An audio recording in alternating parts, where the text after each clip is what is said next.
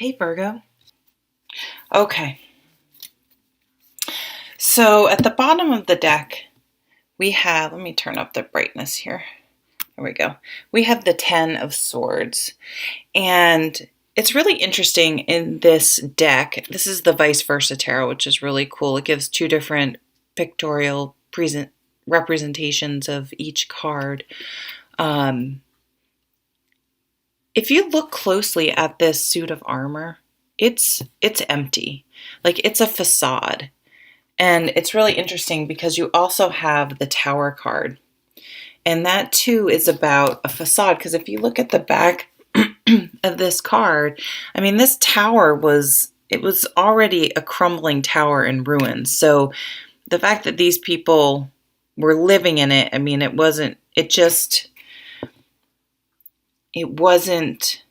sustainable. It wasn't solid. It wasn't something that was going to be able to last. And the same thing here. It's like some situation, you were just a shell of a person in that situation, whether it was where you're working, a relationship, a friendship. It could even be, I mean, it can be something small. That's the thing. When I would get a tarot reading or do a tarot reading and I think, oh my God, my whole life is going to blow up. It's like, no, this is often just, one small situation.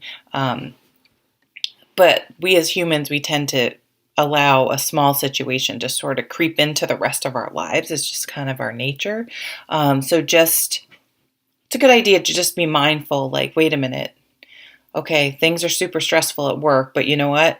Things are okay everywhere else. So let's keep things in perspective.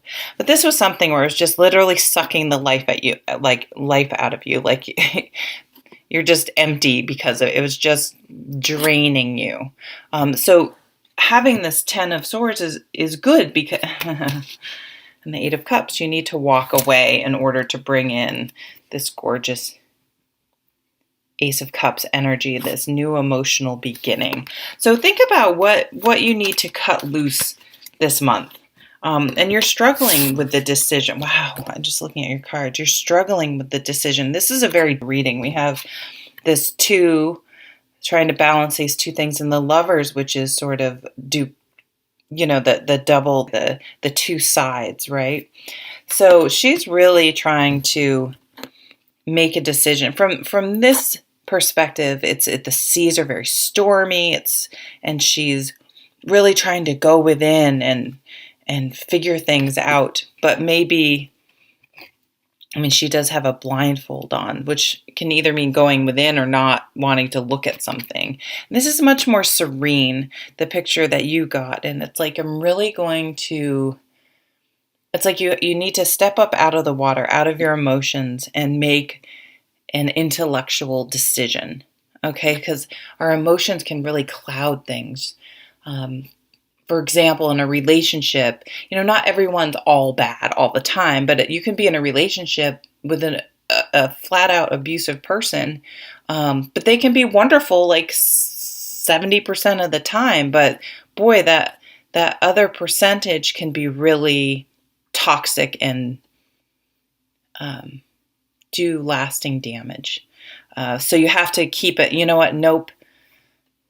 And that's where the emotions, play with you. Well, but he's great this time, or she's great this time, blah, blah, blah. It's like, well, intellectually, no, they're abusive. End of story. Bottom line it. Something around the full moon. So the full moon's at the end of this month for timing. And a good way when you're trying to make decisions is, for me, the Lovers card is about commitment.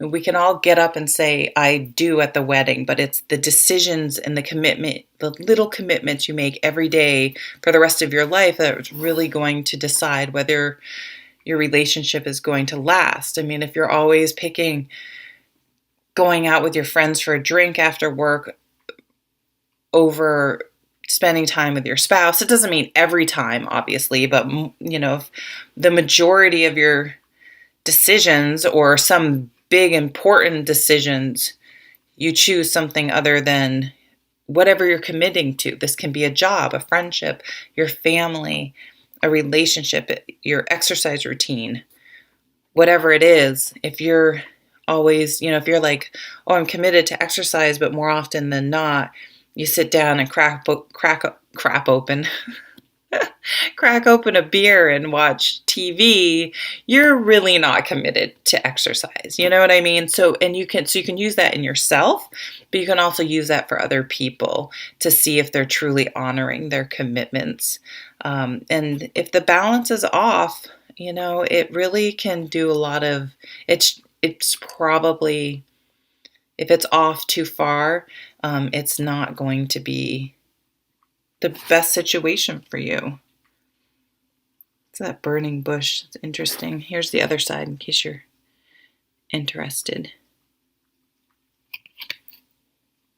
I also just got this, I think with the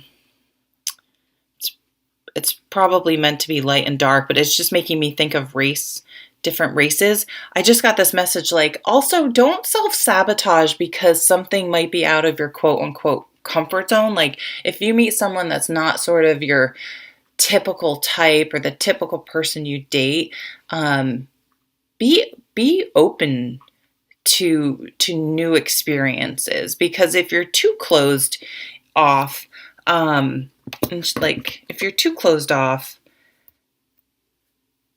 and you're only staying in what's familiar isn't always what it's cracked up to be. You know what I mean? I mean, that was not the right situation. So be open. Don't judge things by don't judge things by how they look on the outside. Really take the time to get to know people, and